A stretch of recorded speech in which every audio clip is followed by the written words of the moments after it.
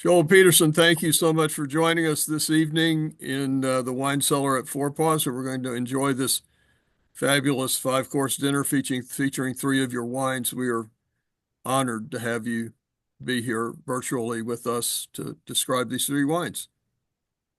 I am pleased that you're going to be serving my wines. They are an august group. Uh, I love your wines, Joel. You know that. Thank you, White. By the Uh, way, I shared a box of the Eau de Lulu with some friends yesterday evening on my patio, and we had a wonderful time. So please tell Morgan he's got some great admirers for that rosé here in the Twin Cities. well, absolutely, I will tell him. He will be pleased. He puts a lot of energy and time into that wine, and it turns out really, really well. There was a reason he spent some time in Bandol. Well, you can't actually buy it. I bought the only case that was available, so I've turned them on to something they can't actually buy. But maybe the next vintage there'll be some. So, the first of your wines tonight we're going to enjoy with dinner is the 2019 Contra Costa County Mataro. Could you tell us a little bit about that? You might start Well, by saying what Mataro is. Mataro is actually the same as Mourvèdre, which is grown widely in Bandol, actually. And it is also found in Spain, where it's called Monastrell. It came to California in the 1870s, probably from Spain, because the port of Mataro was in Spain. And somebody said, "Oh, this grape came from Mataro, so it must be Mataro." You know, it's obviously got a number of names. But this particular Mataro is grown in Oakley, which is due east of San Francisco. And what makes it truly unique is that it's grown in very sandy soils that are river soils, and they're about 30 feet deep. And it turns out that phylloxera, which is a pest that wiped out most of the wine business in the world at one point, cannot grow in sand. And so these vines are on their own roots. It's a very unusual situation. So these are the way grapevines grew before phylloxera. All grapevines now, or most grapevines now, are planted on rootstock, which sort of changes the nature of the native grape a bit, depending on which rootstock you're using. So we are looking at, vines that are growing like they did, many, many years ago. These vines are very old. They were actually planted in the 1890s. And as a consequence, they are, big and gnarly and low cropping. It is also in a situation where they tend to bud out a little bit earlier because it starts getting warming up in Oakley earlier, and they are harvested a bit earlier. Uh, then it's a place where might think that it was too warm to grow grapes, but in fact, there's a cool breeze that comes off Suisun Bay and cools everything down in the afternoon. So it's really an ideal place to grow grapes. And the grapes that are produced have great acidity, but also a sense of ripeness about them. And Mataro always has this kind of earthy, tarry kind of quality to it, but also has very pretty fruit. Now, Hoyt, the way I make my wines is very simple. I use small open top redwood fermenters, punched down by hand, native yeast fermentations. I use only French oak, um, usually at about roughly the 30% level. And this wines spend anywhere from 18 months to 2 years in barrel. This wine was, I think, about 18 months. Um, so it's a very enjoyable, very interesting wine. Fairly different than the Mourvèdre that is grown in Bandol. The Mourvèdre that's grown in Bandol can be very aggressive and fairly tannic. But because of the sands and because of the own roots, these wines are softer and rounder and really pleasant to drink. And the 2019, has a bit more age on it, so it is kind of evolved to the point where I think it's probably very ready to drink and will be very enjoyable for people. We had one of these virtual dinners. This with Larry Turley and his wines, and of course, you and he are diametrically opposed in your opinion as to what age your wines show their best. You know, he thinks even his Cabernet should be drunk in its first 3 year, 3 or 4 years. Um, I think I agree more with you than I do with him. But you know, it's that's what makes the world go round is we all get to have our opinions, right? And he's certainly informed. I just think he's wrong. Yeah. Well, like you, enjoy my wines that have evolved a bit. Sometimes when a wine is really young, it's all fruit, and which is fine, and that's great if that's what you're looking for. But I like more sort of complexity in my wines, and aging a wine, particularly about this age, just provides more complexity in the wine, spreads it out a little bit. So you get to see some of the spice flavors in it, you get to see some of the pepper in it, you get to see um, the fruit is still there, but it's not the dominant only flavor. It becomes much more polychromatic rather than just a monochromatic fruit ball. That may be the first time I've ever heard the word polychromatic used in a wine description. So we're going to follow that with the 2018 Oakley Road Zinfandel.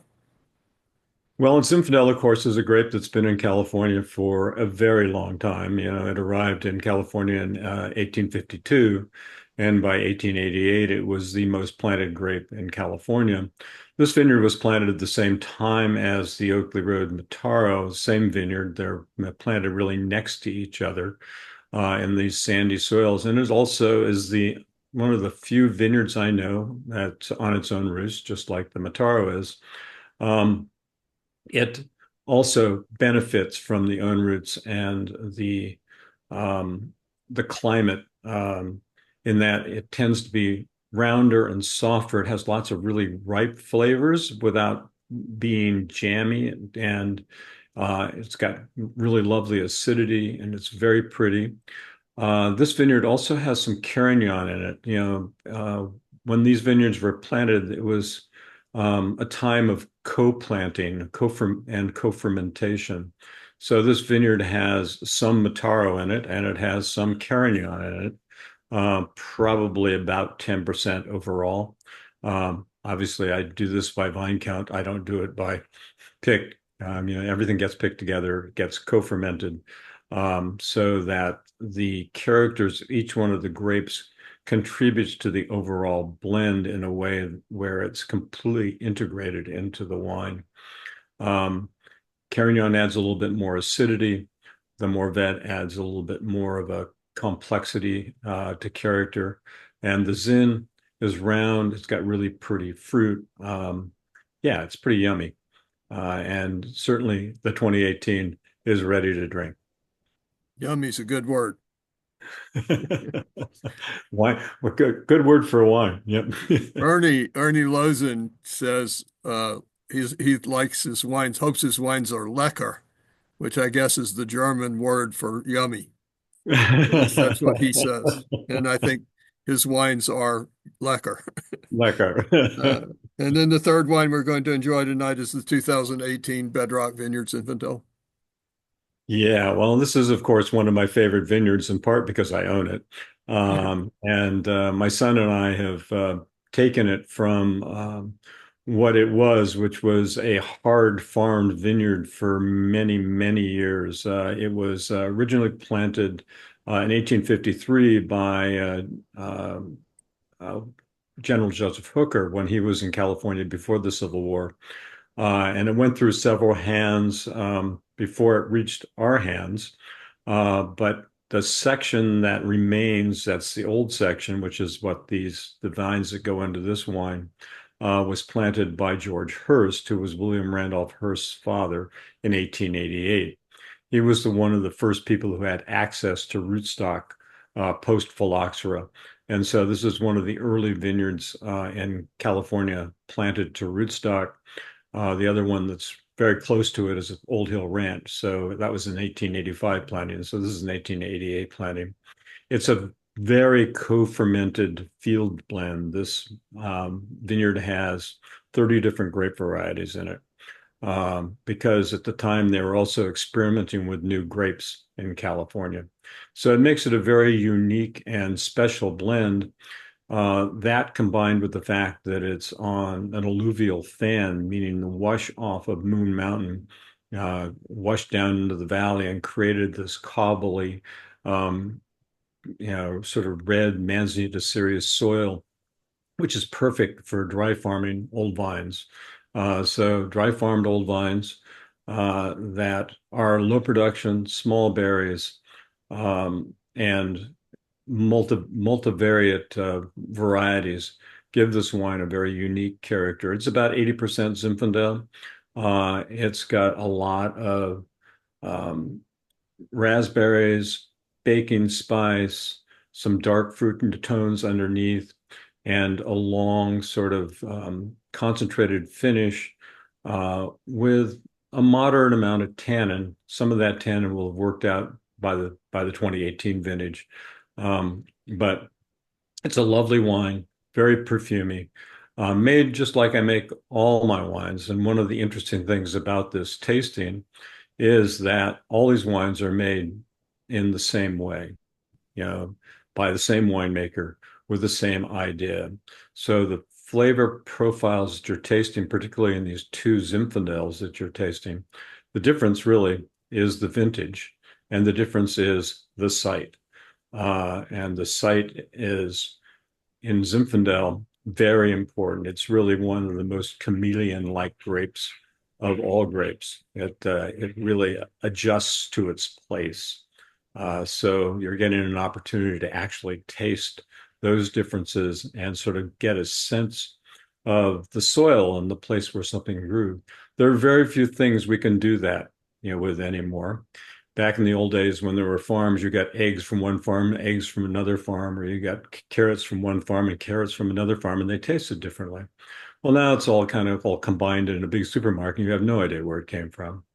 But wine, you can still do that with, particularly wine that is cared for and made the way I make wine. So enjoy these wines. They're a delicious trio. Thank you very much, Joel. That was just perfect. And we're going to really, my friends here in the wine cellar are really going to enjoy dinner with these three wines tonight. Thank you so much. You're very welcome. My pleasure I entirely. hope that crick in your neck works itself out quickly. It will eventually. Thank you so much. Thank you, Hoyt. Okay.